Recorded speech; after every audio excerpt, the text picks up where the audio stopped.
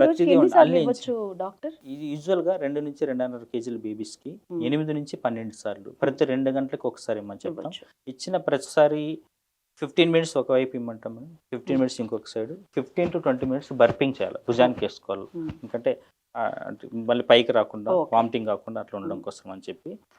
ఇంకొక విషయం, ముఖ్యమైన విషయం మేడం, ఎందుకు 15 మినిట్స్ ఒకవైపు బ్రెస్ట్ కంప్లీట్ చేయమంటామంటే, మిల్క్లో ఇందులో కూడా 2 టైప్స్ ఉంటాయి, ఫోర్ మిల్క్, హైండ్ మిల్క్ అని అంటాం. ఓకే. మొదటగా వచ్చే మిల్క్లో ఎక్కువ వాటర్ కంటెంట్ ఉంటుంది, ఓకే. బేబీ దాహాన్ని తీరుస్తుంది, ఉమ్, ఆకలిని తీర్చదు. ఉమ్, లాస్ట్లో వచ్చేది బేబీ ఆకలిని ఆకలి, తీరుస్తుంది, ఓకే. బరువు పెరగడానికి సహాయం చేస్తుంది. ఓకే.